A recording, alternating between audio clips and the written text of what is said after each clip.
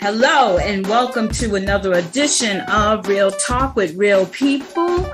I am your host, Dr. Caroline Bethea-Jones, and I have a special guest that's coming here to have a candid conversation with me today. You already know my guest from several other conversations that we've had on this podcast, but I'm bringing her back today because we're going to have a special conversation about a book she wrote. So I'm going to give you a little bit of information about Miss Vernae Taylor.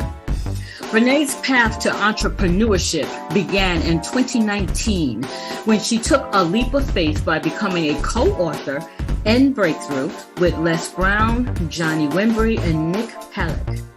Through self-discovery and personal development, she began to utilize the platform to inspire others to unlock their greatness. She continues that same mission in this book, to empower men and women to break free from their grief, to live a more fulfilling and purposeful life. And that book that we are talking about is 7 Steps to Healing from the Loss of a Parent, Letters to My Father by Vernae Taylor. Vernae Taylor, thank you for being with me yet again. How are you doing, my darling? I'm good. Thank you for having me again. Thank you for coming. Thank you for that amazing intro. Oh, well, you're an amazing person. So amazing people need to have amazing intro, right? I appreciate you. Okay. I appreciate you. I appreciate you too. So before we dive into the book, what's been happening with you? What's been going on? Anything special? Any new projects? I know that you are a very busy woman. So why don't you first talk about some of the projects that you've been involved in? Yes. Well, in terms of projects, as you guys may know, or people know me for, entertainment, media, and broadcasting and things of that nature, nothing too major. I think what I'm doing right now is a lot of passion work. And purpose work is what I like to call it. I've been telling people I'm in a season of rest. So I'm either doing too much or doing, the most, or I'm just like in this space here. So there's really no in between with me. So in this season of rest, I've just been of service. So mainly I'm coaching my students, supporting 3 different universities and a college out in DC. And that's amazing. So I'm just committed to being with them and supporting them to the finish line, whatever that might look like, because everybody is different and their career path and their goals are a little different. So however long it takes, I'm here with them. Okay. I'm also supporting 3 different districts here in Columbus, Ohio, is where I sit now. I'm no longer in Jersey, but shout out to Jersey. Okay. I'm so East Coast. But I currently live in the Midwest currently. And, I support 3 different districts out here. So I love what I do. My sweet spot are 3rd graders. I love the little people where you can still be a superhero and they still love you and they're helpful and they don't talk back. They don't cuss you out. What 3-year-olds do you know that don't talk back? Listen, they're 3rd grade. 3rd grade. So, my kids, they love me. And they're very opinionated and they like to negotiate. They want to know why. But what I find with all of my students is you give them the space and the validation to have an opinion, to have feelings, to have a say. And when you have that even exchange and that conversation with them, you find out what's really going on and how you showed up and how they perceived you or what you can do better. And I think when you have that exchange, there's that trust there. And so I don't have any problems with my little ones. The teenagers, they got a little attitude sometimes, right? They roll out of bed and, they have this sense of entitlement, but I love what I do and I love the kids. So that's what I'm working on. Okay. I'm listening to you. Did I know, are you a teacher? I am not. I've been everything but a teacher. Okay. So I've been a teacher's assistant. I've been a paraprofessional. I've worked with special needs. I've worked with at-risk, long-term substituting. So I'm basically a board substitute for these 3 districts. And I found from a lot of teachers that I've worked with that left education. They were like, nope, I'd rather do this, because what I love about it is I work with who I want to work with, when I want to work, how I want to work. And I don't bring anything home. Okay. Right? I can just be of service and be a vessel to empower these little people, to encourage them and love on them. And that's what I do. So, okay. Crystal, you should be able to relate to that, being a teacher yourself. Yay! Yes. I love the teachers. Yes. Yeah, you can. Yeah, I was gonna say that I think for me, when Vernae was talking about like working on passion projects and being of service, and that she finds herself like, you know, like either in rest or doing the most and like no in between. I'm like, that's literally me. I'm currently in a space where I'm trying to just do things that bring me joy, and say no to all the things, even if they bring me money, because I need to rest. So that's what I'm working on right now. Yeah. Yes. Shout out to rest, right? Shout out to self-care. That's right. Self-care. And the first thing I had on my list, like every year at the end of the year, I assess what went well, like all the blessings, all the great accomplishments and milestones I hit. But then I also make a list of goals, right? So the first thing on my list was breathe. And that is major. I don't know any time in my life, even when I've been in therapy, actively in therapy, I don't recall anyone saying, stop, breathe with me, or teach me how to breathe, right? Or have deep breaths and listen to my body and feel my body and understand what's going on there. I don't think that we just live in a culture that allows us to do that. And as women, as minority women, to just sit and relax and breathe. We don't know. And a lot of times you don't know how tired you are until you sit down. Yeah. You stop, right? So because I'm in this season of rest, I'm feeling everything. Yeah. Everything. And yes. And Vicky, I know that you can relate to what Vernae is talking about, because, you know, being a grandmother too, and take care of the grands, because I tell you, that hike wiped me out this morning. I came home, I talked to Vicky briefly, and I said, I'm going to have to take a nap because I have good for you podcast, and I'm not going to be able to make it. I said, because every inch of my body hurts. But we don't rest, Vernae, and that's the problem. And I don't know. I think a lot of it is that we want to keep ourselves busy so that we don't feel. Yep. That part. Yes. Absolutely.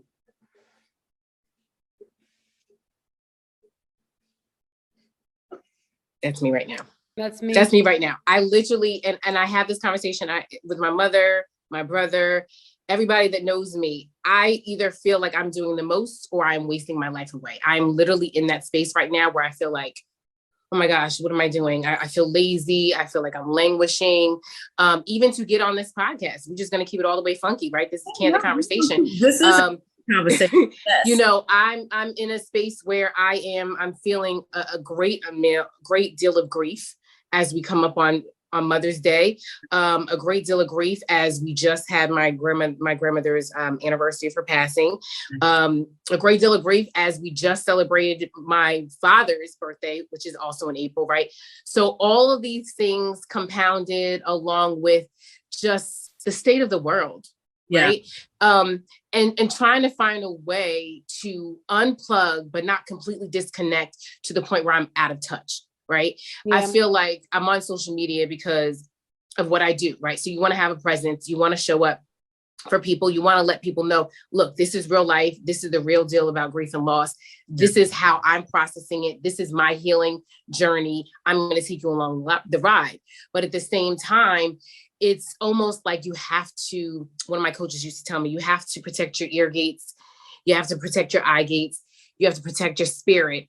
And there's so much darkness surrounding us right now that sometimes I'm so apprehensive. Like, I don't even want to pick up my phone. I don't want to be on my iPad. I don't want to be online. Yeah. I can't watch the news. You know, it's just so much that we're processing that it makes it very difficult to find that balance of like, okay, yes, now, not now, wait, you know, maybe not too much. You know what I mean? It's almost like, it's like this. It's like, no, but wait, okay, kind of, sort of. And that's what I'm feeling. So, you know, but Dr. Caroline, you've always been a great support for me. So I'm like, oh my goodness, if you're doing something about this, we definitely have to sit down and talk about it, because this is something that people don't do enough of. Yeah, absolutely. And it's fun. You mentioned that you're starting to feel a bit of grief because some dates are starting to come up. And even though my mom and dad passed in July, I'm still right now, still remembering, and it's starting to bubble up inside of me is what I'm trying to say. Mhm. It will be going up. It'll be coming up on 3 years, but I'm still, just the other day, I was bawling my eyes out, thinking about my mom. So this is grief, recovering from grief and loss. It is a process. It takes some time. And I love that you took the time to write about how you were able to get through, after you lost your dad. So let's talk a little bit about when did you, if you want to, because I don't want to bring up anything that's going to be so emotionally, but I was going to ask you, when did you lose your dad? What year? Yes, 2011. 2011. And I was approaching my 30th birthday. So pivotal. I mean, I was at the height of everything. I was managing a high-end luxury store and boutique. I looked great. I was in great shape. I was with the love of my life that I thought I was going to marry. I was working on my first album with an independent label. So I was signed. My album was almost done, actually. Just earlier that month, I opened up for my label mates and premiered 3 of my singles. So everything was on the up and up, right? It was not a time where I thought I was going to be experiencing losses, because right after my dad passed, my pastor passed, who was like a huge mentor for me.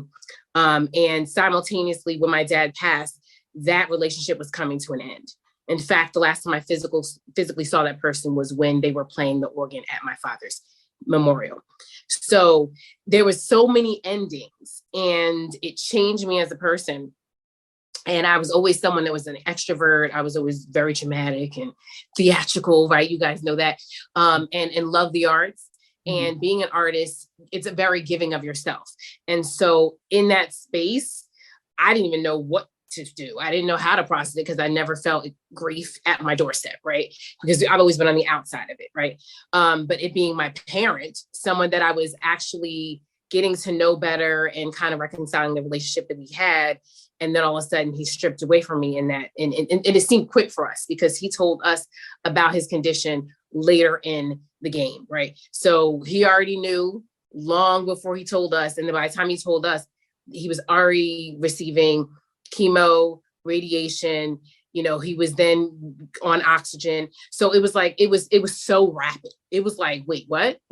I just found out this is happening, and what are we going to do? And then when he decided he's not doing any more treatment, that was it. It was in God's hands.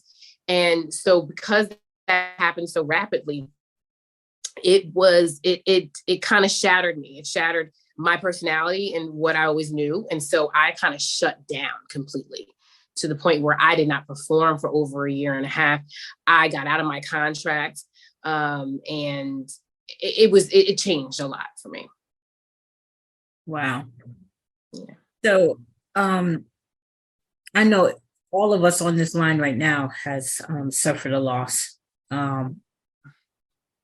It's hard. It really is hard. Crystal, I don't know if you want to speak about your losses. Yeah, I'm going to speak I about don't know if you're ready to speak about your losses, but I know that they were also traumatic for you. Yeah, I'm going to speak about one of them. But to me, I can relate to what Vernae said about, losing a parent, not knowing that that's going to be the last time that, you're going to see them. And especially when you're working on building a relationship with them. And that sudden loss of now, like, I felt like all my dreams, everything that I wanted was attached to my father.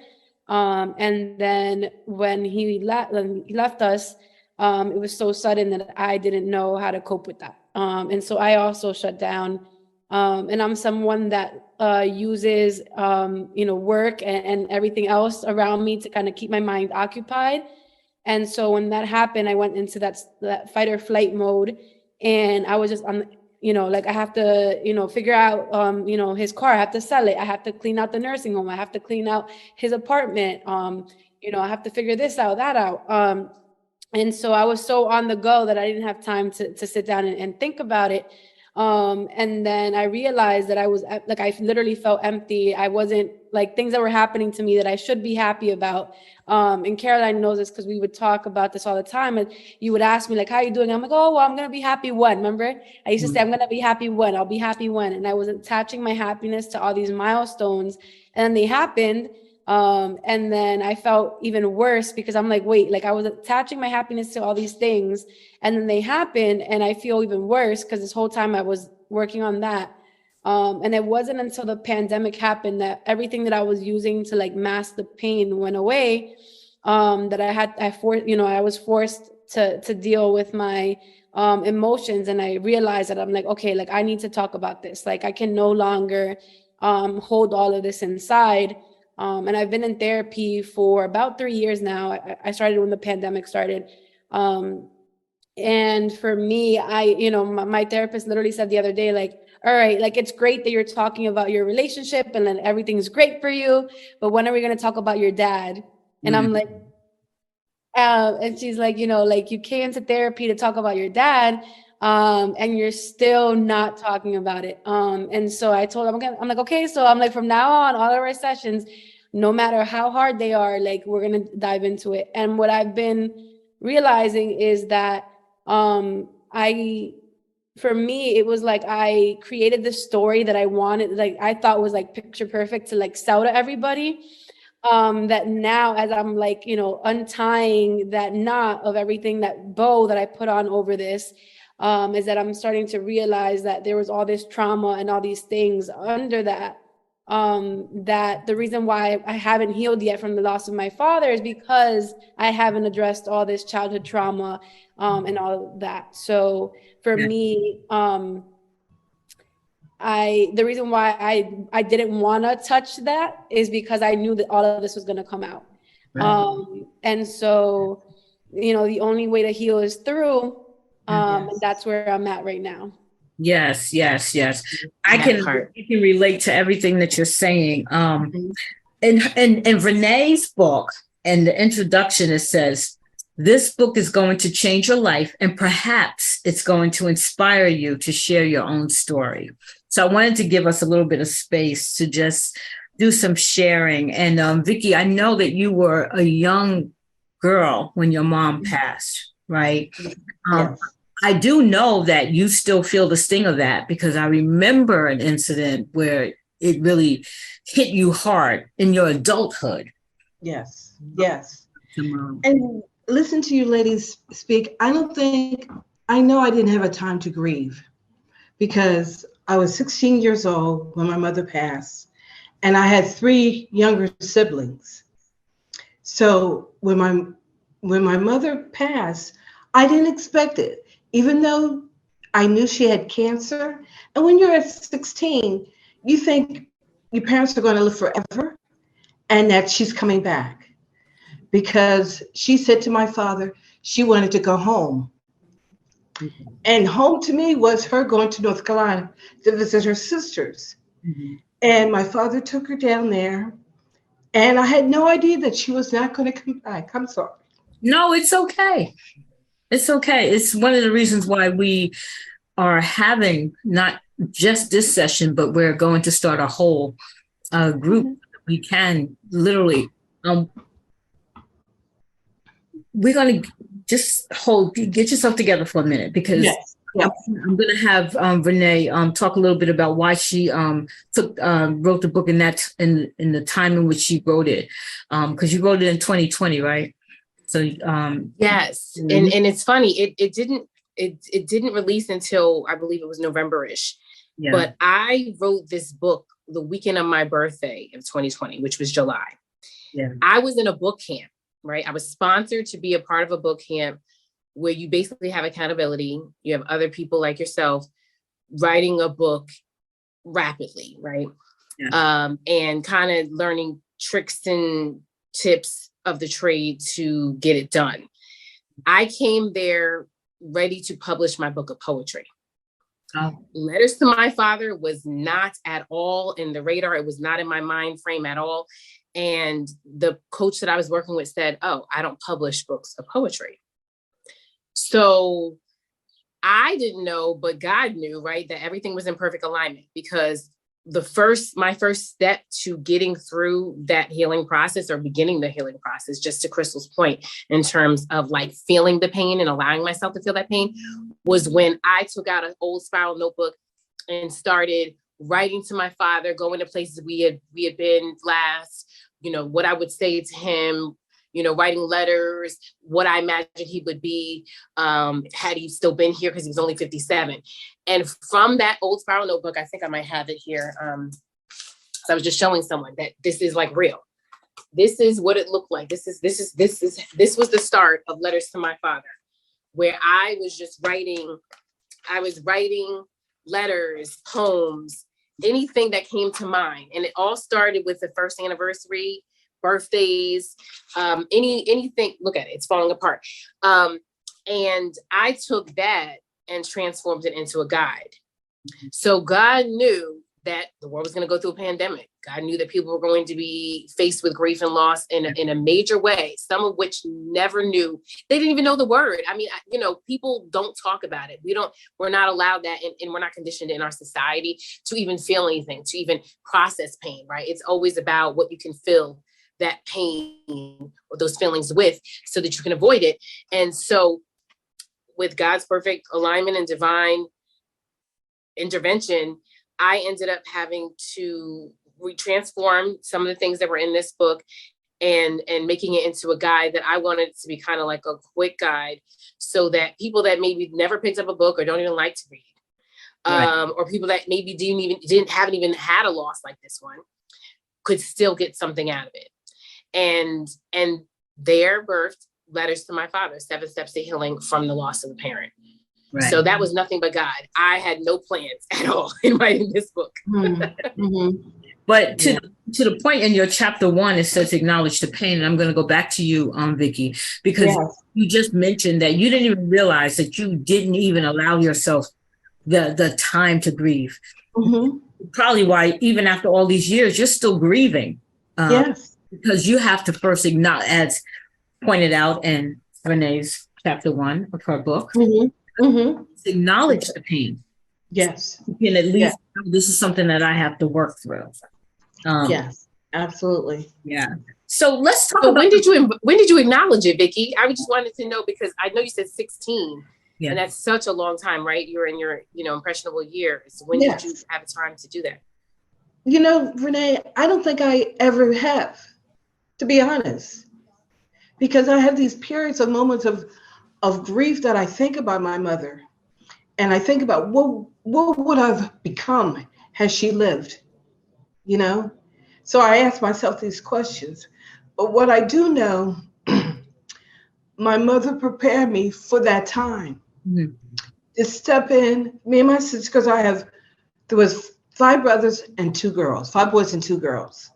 And I had 3 younger siblings and 3 younger siblings, and I was in the middle. So when my mother passed, I had 2 brothers that were in college, and my sister had just graduated. Okay. So me and my sister, we stepped in. She moved out, but she would come over and help me with my brothers. So I was the mom and doing things. So there was no time to say, oh, it's me. What am I going to do? I just did it. Yeah. I just did it. Did you ever keep a journal? Did you ever write down what you were feeling during, maybe not during, no, I did not. Even when you got older, did you ever stop and say, when you were thinking about your mom during those times, did you ever journal? No. Wow. Okay. No, never did I journal. So how important is journaling? How important is journaling your feelings? You mentioned that right in chapter 1, to document your feelings, to talk about it, document it all the time. So this is obviously your step 1 to get into a place of healing. Absolutely. Absolutely. I call it space and grace. I mean, I've always been a writer. I knew that I wanted to be a published author. I knew that this day would come. I just didn't know that I'd be writing a book in dedication to my father. I mean, nobody wants to imagine their father's going to go at 57. And in Vicky's point, no, nobody wants to imagine a kid as a teenager losing their parent. So for me, I was always a writer. That was my outlet. And I was gonna ask Vicky what her outlet was, because I think as long as we have an outlet, right? So not everybody's a writer. Not everybody's gonna pick up a journal. For some people, it may be sports. For others, it may be something physical, right? You know, it may be wrestling, it may be boxing. I know I took up a lot of things during different stages and ages of my grief, because even with that pivotal moment of 30 and what happened there, and then processing it with my grandmother at the time, her mother, his mother, who just kind of wanted to banish everything, right? Move everything out, clear everything out of the space that he was living in. Whereas I kind of wanted to keep things the way they were. I had a grieving process there.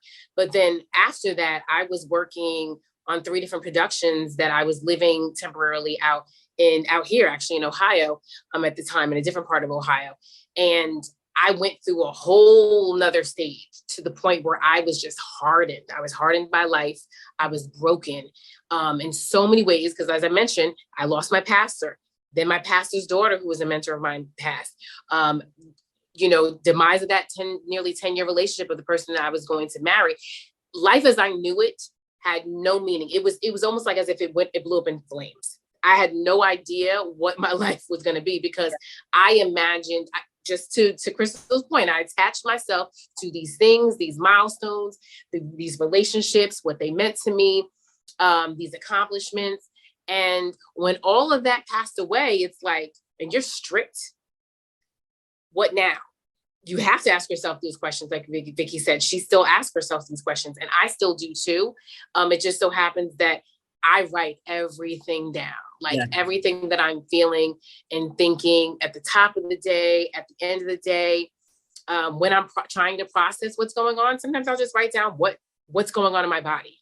Mm-hmm. Like, what did I react to? And that's a whole nother chapter. I'm getting ahead of myself in terms of like just triggers, and just, that's why I call it space and grace, right? Giving yourself the space, giving yourself the grace to feel whatever it is and not question it. I think that's the difficult part, right? Because I know I realize I stand in judgment and very critical of other people, because I was very judgmental and critical of myself until I got to therapy, and my therapist, helped me along the way when it came to that. So that was my healing space. Okay. Therapy. A lot of people don't go to therapy. A lot of people think therapy is taboo. I often say, I don't need therapy. What I need therapy for? It's the situation. I'm dealing with the situation. So what's the problem? Right. I sometimes think that I probably need therapy. So you've never been to therapy, Dr. Caroline? Never, ever. I think everybody should go to therapy. I would think that you are definitely someone that would love therapy, that would, participate. Yeah, you would think. You know what? I almost felt, I don't know why. I know therapy is important, and I know therapy will help. And it's not that, even Vicky said I needed to go to therapy, when I was going through something. Right, yeah, you need a good friend. They're going to tell you yes, Vicky is totally honest when it comes to those things. I don't know why. I always, you know what? I'm wrong. I did go to one therapist. And it was because I went to that one therapist that I decided that I didn't need no therapist. Because how many sessions did you go? I went to 2 sessions, and I just felt like, because from the very first session, I felt like she was trying to get me to say things that I didn't want to say. And I think, Crystal, you went through that, right? Yeah, I think, I got lucky in that my first therapist is the one that, we've developed a connection, and she knows when to push and when to okay, it's too much. Okay. But yeah, it definitely, don't give up on it, because it's so important. We all need a Vicky. For me, it was the same thing. I had a friend that we were going to my best friend's birthday party, and her brother was in the car. It was just me and him. We were going to my best friend's party, and I'm telling him everything that, what's going on. And he's like, you haven't been to therapy yet? And I'm like, no, I don't need that. I'm fine. And he's like, no, you need to go. And I'm like, okay, fine. Like one day I'll do it. And from that day, every single month, he DM me on Instagram and say like, did you go to therapy yet? And I'd be like, no, not yet. Did you go to therapy yet? Did you go to therapy? And I got so tired of him asking me that like just one day I went online, I looked who was in network with my insurance. And that was like the height of the pandemic. So everybody was going to therapy. So it was so hard to find a therapist. Mm-hmm. And I finally, I went, and to this day, every time I see him, I'm like, thank you so much. If you hadn't pushed me, I wouldn't have gone. Yeah. Well, I love that story, Crystal. I do want to share, Dr. Caroline, if it's okay, about what my therapy journey was. It is something that I mentioned in my previous book, Breakthrough, that you see behind me. What happened and my come to Jesus moment where I was kind of forced into therapy. Much to Crystal's point, I had a friend that mentioned a treatment center. Like, it was a whole campus where they address so many different types of therapy, different needs, different ages and stages of life. And I know that she had been treated there for what she was going through. And I didn't think anything of it. But I recall a time, again, like I said, I mentioned in my previous book, that I don't even know what was going on. I think I was having an argument with my aunt. I was staying with her at the time. And I just got so enraged. It was like a wrath. It wasn't even anger. It was like level 10. And I happened to pass myself in the mirror. And when I got to look at myself, it was almost like I was unrecognizable. Like I had lost control of my body. I remember jumping in my car, and I don't know where I was going, but I could have gotten into an accident. I could have harmed someone else just by the way I was driving. I just knew that I didn't know what else to do. It was almost as if I was an addict and I was getting ready to take my last breath. And I said, you know what, this is it. Like, I'm at the pit. This is the bottom of the bottom. And there's nowhere else from here but up. I have to come to terms with this. And I remember just driving myself. Well, God drove me, I believe it was. Again, I do believe in God. And I believe that certain things happen for a reason. So he drove me to that actual center. And what I love about this center is they take you through this assessment period, right? So, they're asking you a series of questions, you're filling out information, and then they pair you with someone kind of like a trial and error type thing.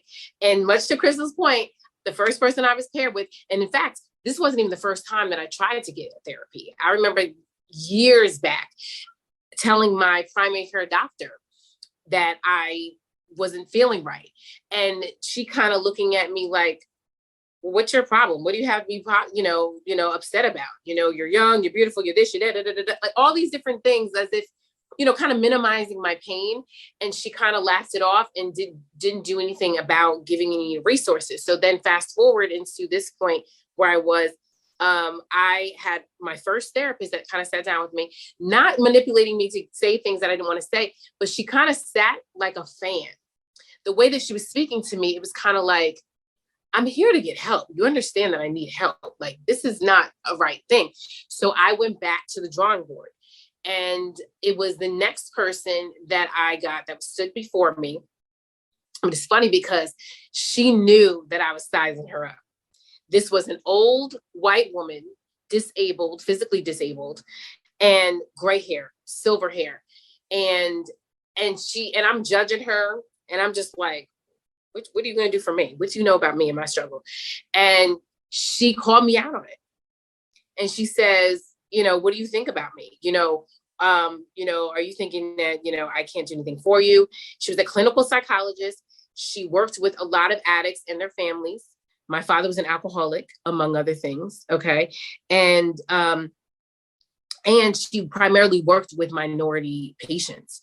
This woman was everything I needed. She worked with group therapy, and she worked individually. So there was that, there was always that question, would you prefer to be in a group? or would you prefer to be individual? So much to Crystal's point, it is a process. It is sometimes trial and error. I've worked with clinical psychologists. I've worked with psychiatrists where I've never been medicated, but I've spoken to them. I've worked with psychotherapists that didn't go as well. And then I've worked with just counselors that, were masters in their program. So it really just comes down to, you get what you put into it and letting them know, be honest. This is what I need, and put it out there on the table, because if you can't have an honest conversation, then you can't build that foundation of trust to build that relationship with them. I think I just didn't know what I needed during that time. I didn't know why. I just felt like I didn't really want to talk to a stranger about my emotions and what I was going through emotionally, because I felt silly even having so many issues about things that seem frivolous, But I think that, sorry to cut you off, Dr. Jones. I think that's the problem. And Vernae talked about it earlier. It's like we're so conditioned to always be like, go, go, go, that we don't take time for ourselves to sit down and be like, this is not okay. Like I haven't sat down to even allow myself to feel this. Like that's the problem, right?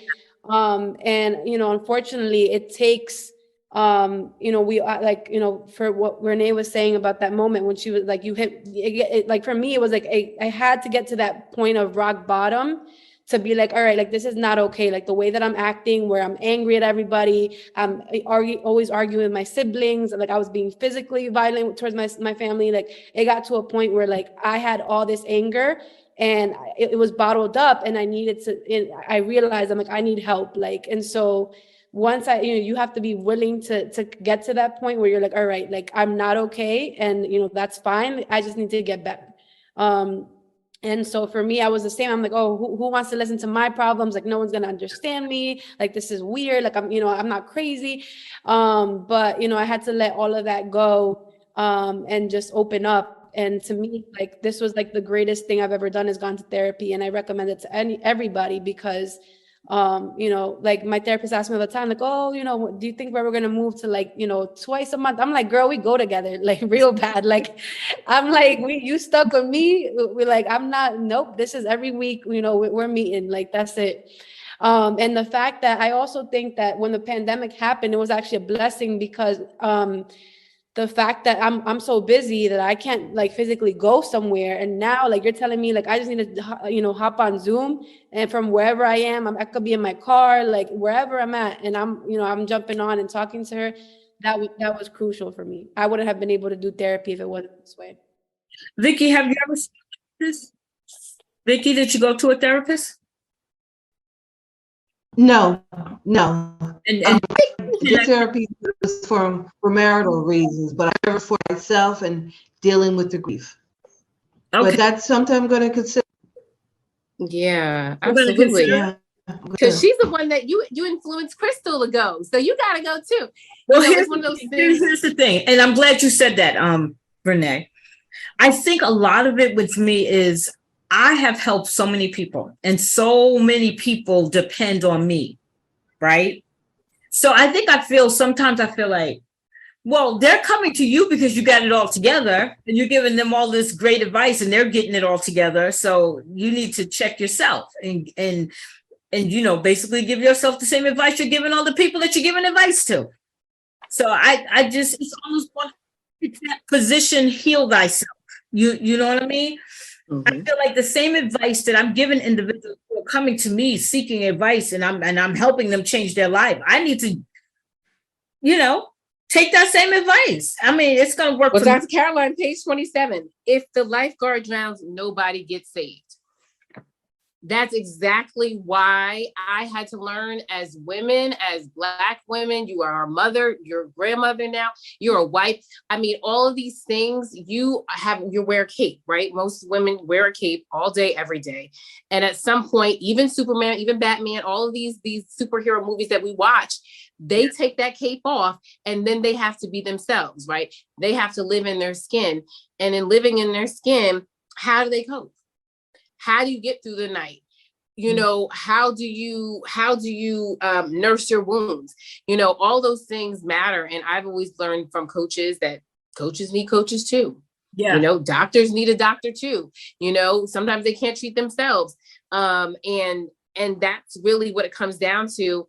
And I found that, much to your point, people looking to me and me having all the best things to say to them, to empower them, I felt like it got to a point where what happens when my cup is empty?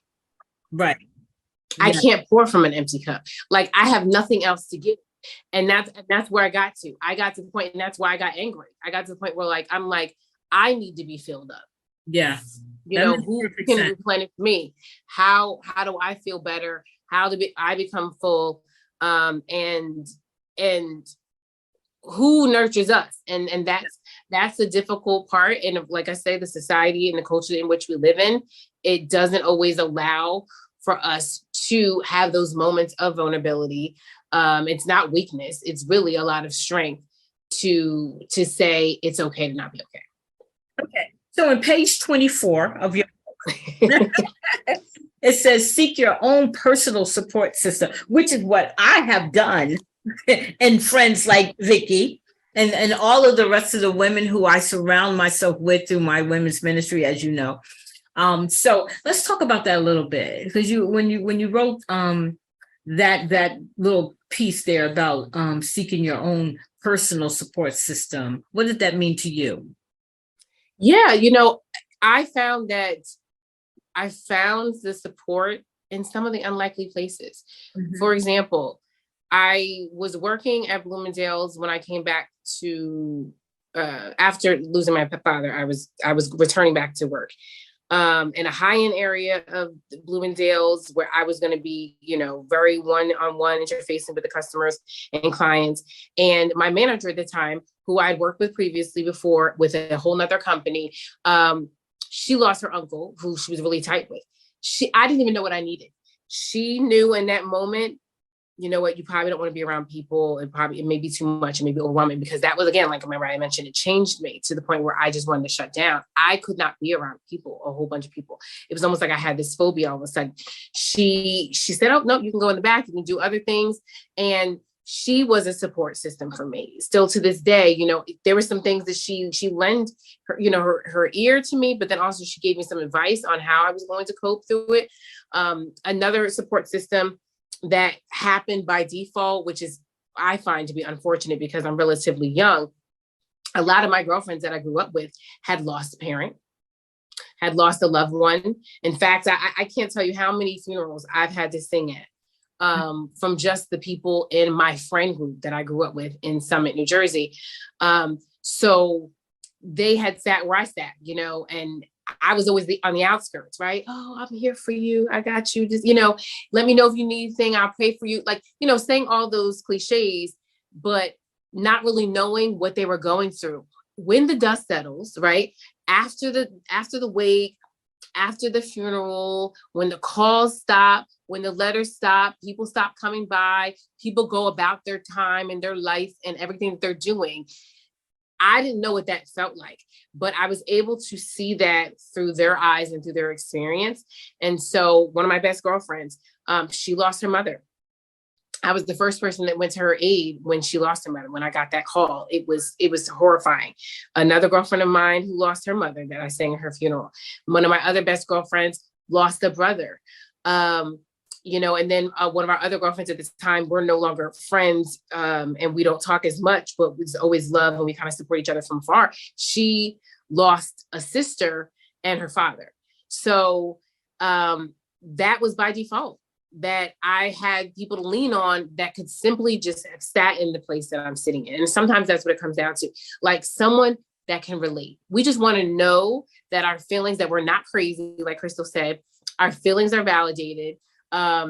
It's, that it's okay to not be okay. We need someone to say, that's fine. And I learned that it was even also sharing the silence. That was a big one, because part of the reason why the relationship that I was in, it wasn't, even if we were going to stay together, it wouldn't have survived this loss that I had, because that person was not okay with me showing up as the person that I was now after having this loss. Right? They expected me to be the life of the party, expected me to fill the room, expected me to be the support system, to be the backbone, to be, the boisterous one, the lively one. And now I'm not speaking. I'm not filling a room. Maybe I don't feel happy and I don't want to smile and I'm not talking to everybody and I'm outgoing. So just to have a person there to kind of just sit with you, just be there. When you wake up in the middle of the night because you're having nightmares and you can't sleep, that's where you can find support. Yeah.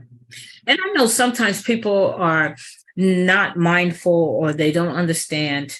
I had an incident where just last year, as a matter of fact, it was on the anniversary of my father's death. And I was feeling it a little bit, right? I was at work and I was just quiet. And I'm usually, like you said, talkative and always trying to be there for everybody else, give everybody, the attention and whatever they need. But that day was a hard day and I was quiet. And I remember one of my coworkers coming in, and so she says to me, "Why are you angry?" And to me, it was like, out of all the emotions that you could have thought that I was feeling, anger was not one of them. And so you kind of feel like people don't understand when you're in a place of grief, first of all. They don't know what that looks like. So now it becomes what they want it to be as opposed to what it really is. So I said to her, "I'm not angry." I wasn't going to tell her why I was feeling a blue or down. I just said, I'm not angry. And she insisted that I was angry, to the point in which I became angry because I felt like, wow, I lost my parents. I did. And I lost my parents around this time. So if I'm feeling something right now, you should at least have the good sense to think that quite possibly I might be missing, one of my parents right now. So my question to you, because I think you mentioned a little, I had a place in which you had mentioned something, but what do you do, or what do you say to a person who is so insensitive to your I'll say your place of grief, or if you're not feeling like you need to live up to somebody's expectations of who you're supposed to be in that moment, because everybody's grief is unique, I think is what you talked about. Everybody's grief is unique. So let's speak upon that really quick, because I am sure I'm not the only person that has experienced that type of attitude coming from an individual who don't have no kind of compassion or can't even comprehend what you might be feeling in that moment. So I want you to speak on that for us really quick. Absolutely. Yeah, you're right. You said you really wrapped it up in a bow in terms of just people not understanding, right? Mm-hmm. And we tend to judge or be critical of things that we don't understand. And because she didn't understand what you were experiencing, instead of her asking, "What's going on? Tell me what's going on right now. What can I do?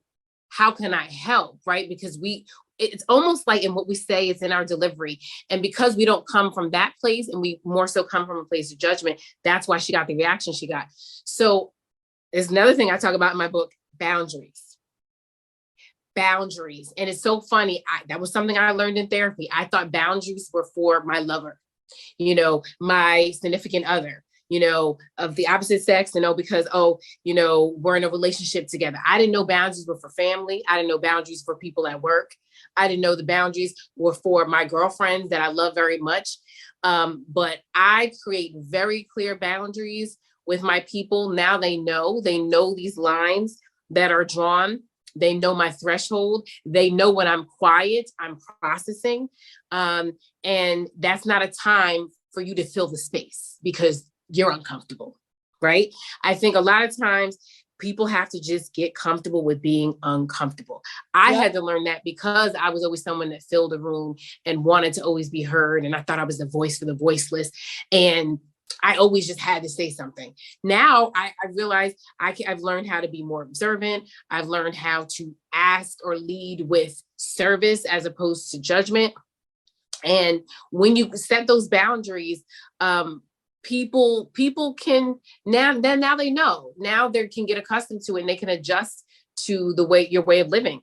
Prime example, as I'm dealing with grief again, right? Having lost my grandmother, I knew leading up to the days my grandma was in the hospital for a week, right? So I think she went in Saturday, Sunday to get surgery, not to die. Okay, there was nothing wrong with my grandmother. She was supposed to be getting surgery, and they were trying to figure out how they could do this surgery on a 91-year-old woman who had, heart conditions and things of that nature.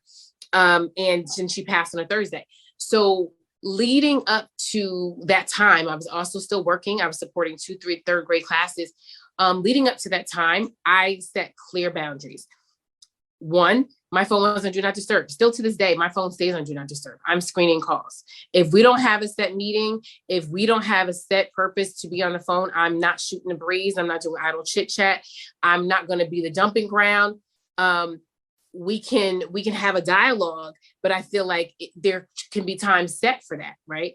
I knew that I had to be in a space where I could be completely clear and be there for my grandmother, be there for my kids, right? And be able to hear from God. And I don't want to hear anybody else's noise, right? And I knew I had to prepare myself for the biggest battle that I ever was going to have. Whether grandma came home and I was to take care of her in a different way than before, or whether I was going to lose her, I knew that I needed a supernatural strength that the world wasn't going to give me. No friends and people, a lot of times projecting, because that's what happens. She might have been projecting the fact that she was uncomfortable with the fact that you were quiet. She didn't know what to do with herself because, well, you're usually the one to talk and you're the one usually one to have fun and this, that, and the third. She was uncomfortable projecting on you. So I'll keep it there because I know, I can give you a long answer. So I'll leave it there. Thank you for that. Crystal, is there any thing you want to add?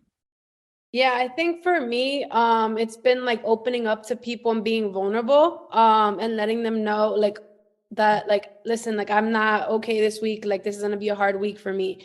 And, take it for what you will, or just not feeling guilty about saying no. A lot of times, people ask me to do things and, I want to get involved. I want to say yes. And then I realized that it was too much to do. Right. And I needed to take a step back. So now, if I don't feel like I can be like Vernae said, be the light in the room. If I get invited to a party, I don't want to be the one to bring the mood down. So I'll say hey, I'm not coming tonight. I don't feel right. And so that's something that I've kind of worked on, is just again, setting boundaries and telling people I'm not okay, or I need a moment. And I don't, before I used to feel bad about what are they going to think about me? Or now I'm I don't care what you think about me. Every time that I speak up for myself, I'm healing my inner child.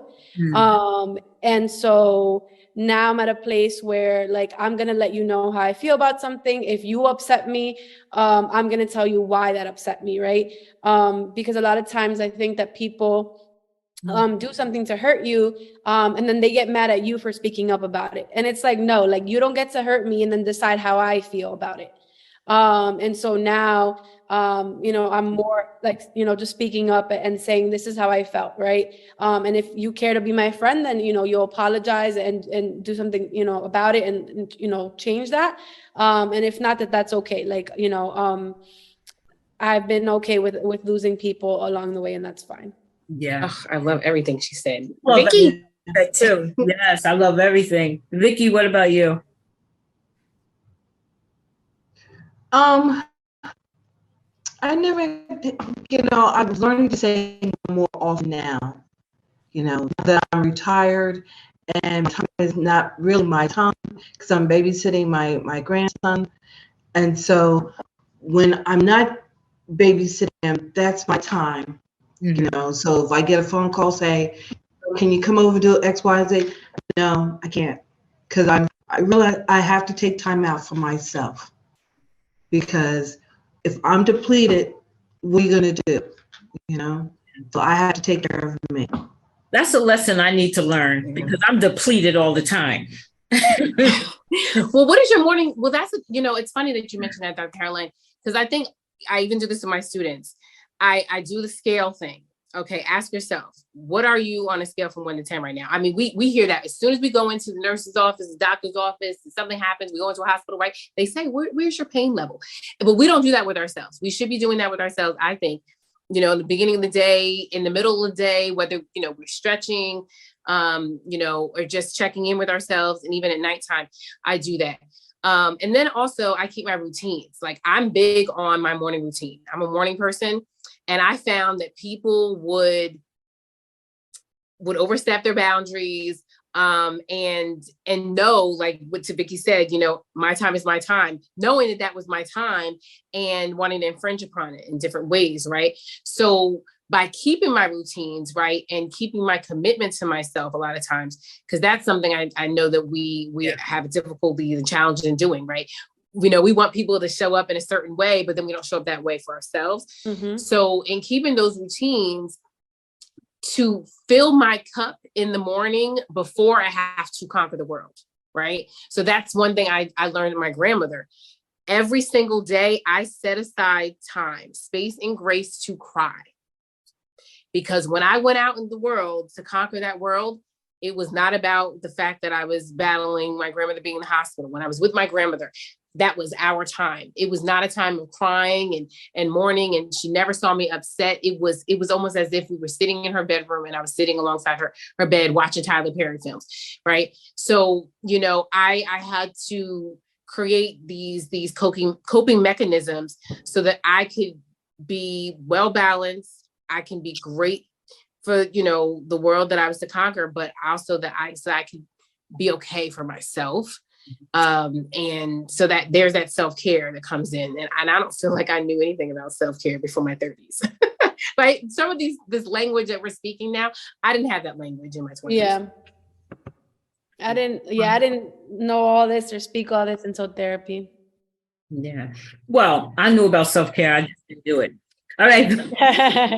But I will say, I like what you were saying, Vernae, because in the mornings, my drive to work, I often have people ask me why I drive to work so early in the morning. I get up at 4 in the morning, between 4 and 4:30 in the morning.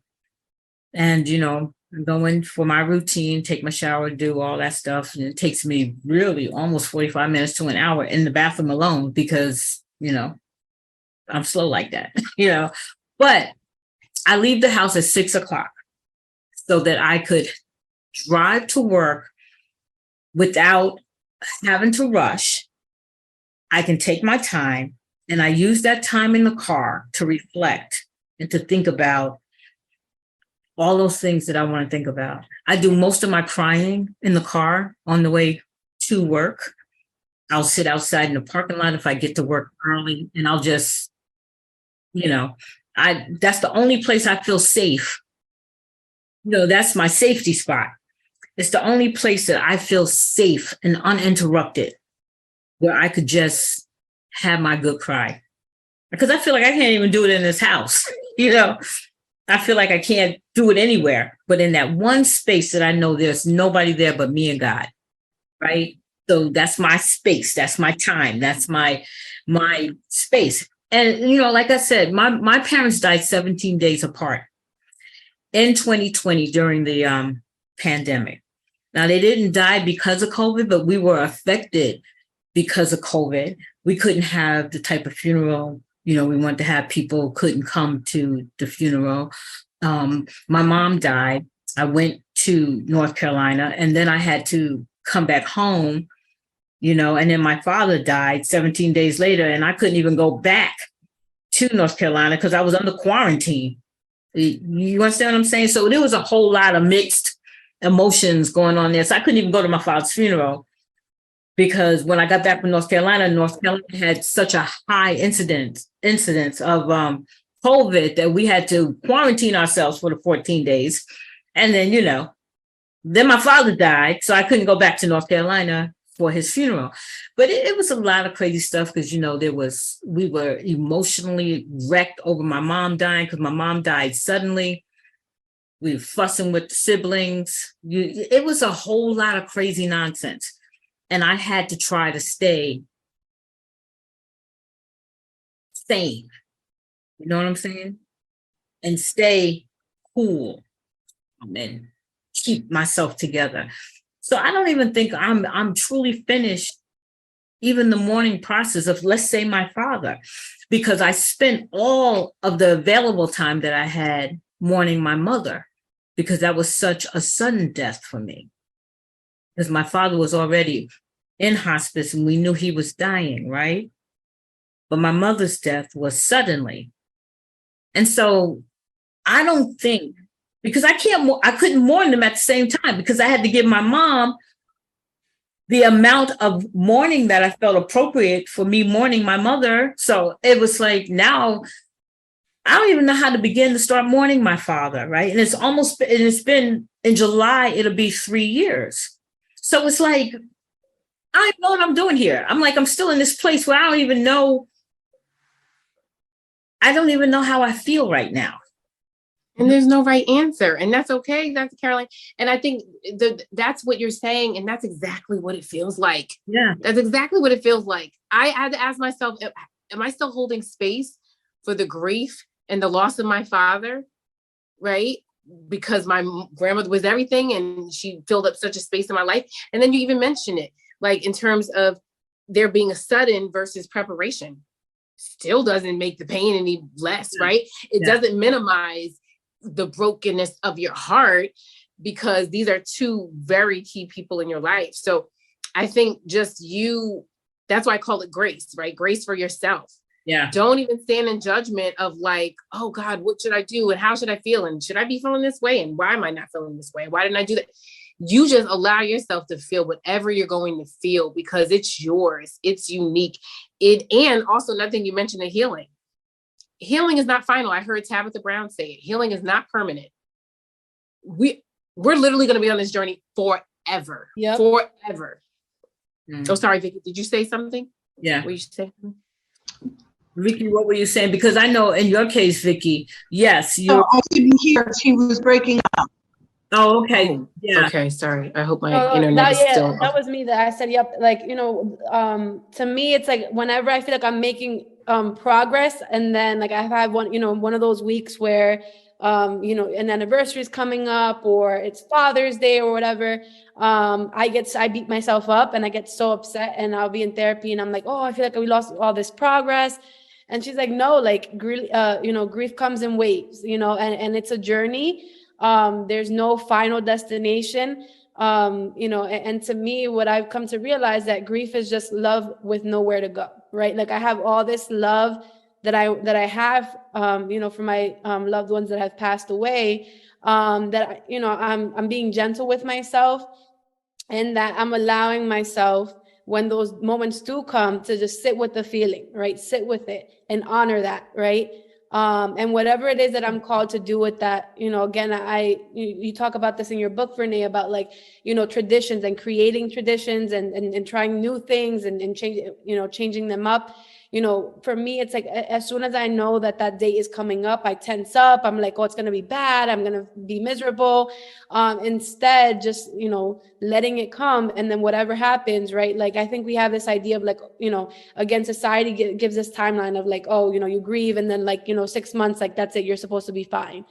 And it's not like that. Right. And so, whatever it is that I want to do, it's my journey, right? So whatever it is that I want to do to show space or create space for myself, that's what I'm doing, right?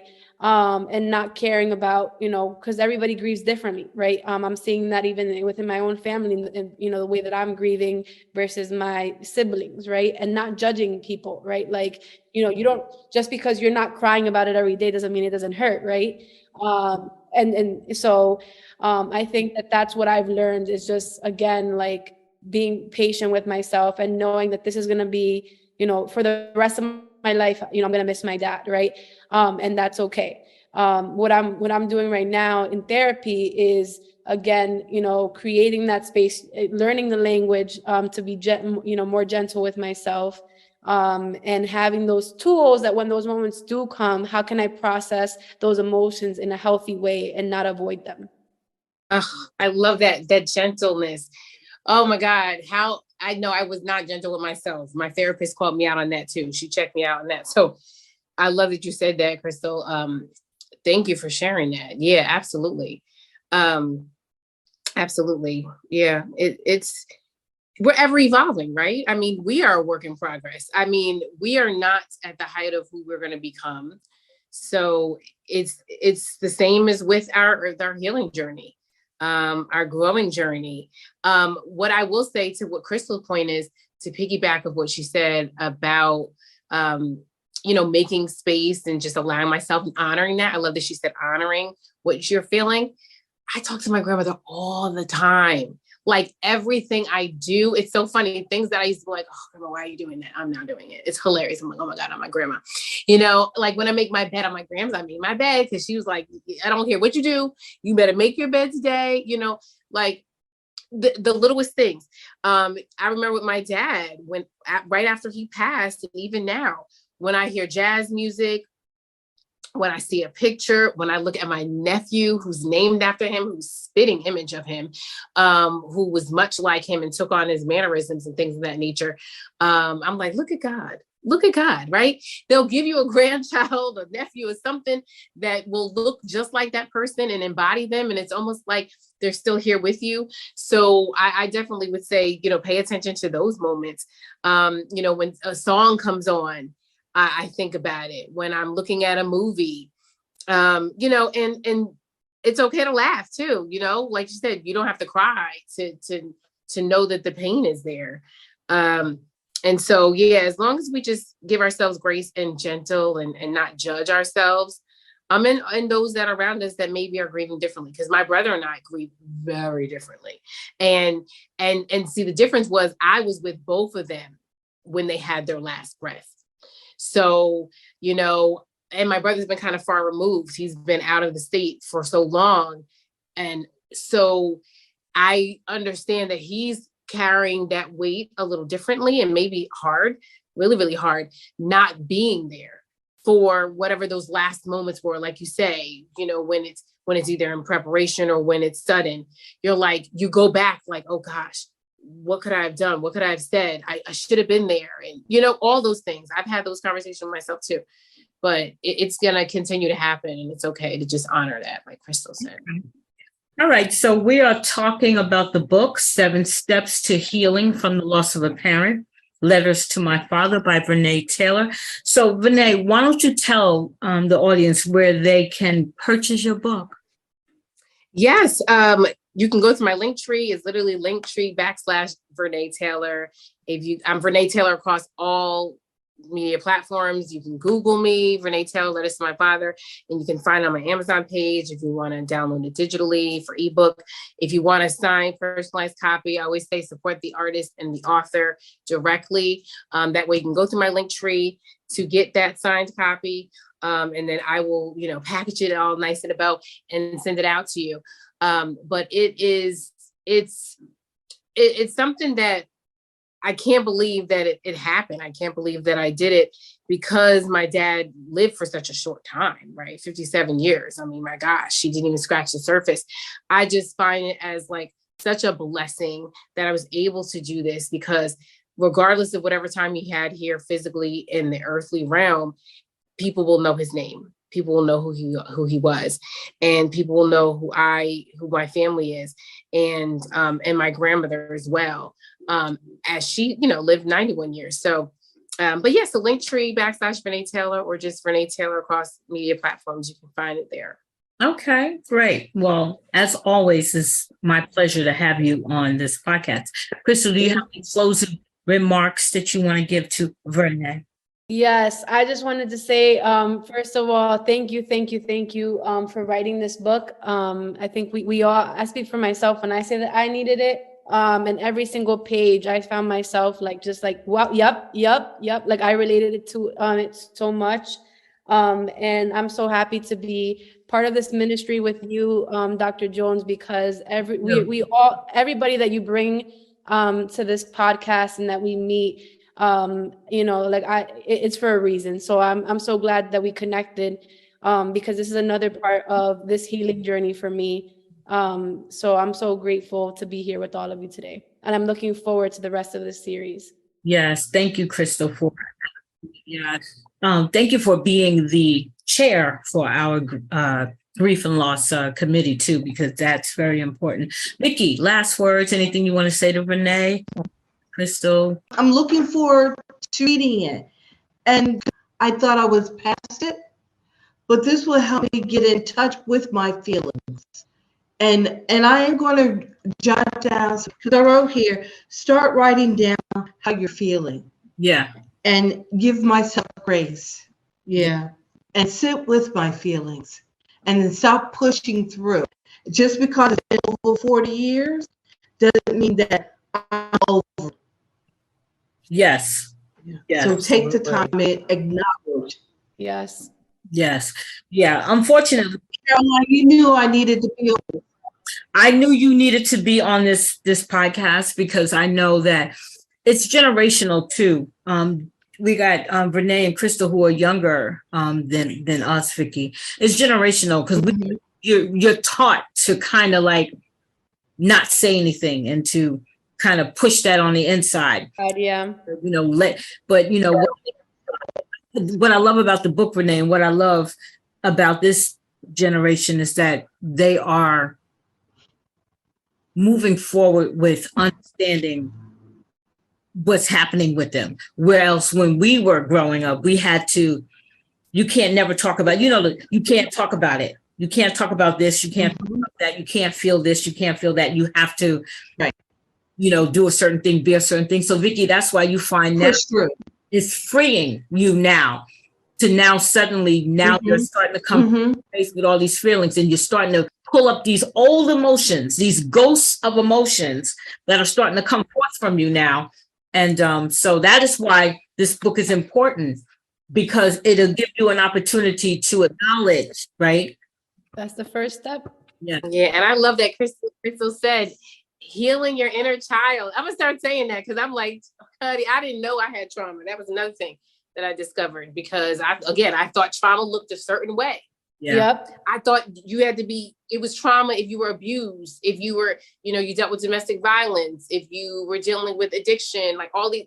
And I didn't realize that trauma could show up in these subtle ways that a lot of us have experienced. And so I love that we are all healing our inner child. Yeah. Yep.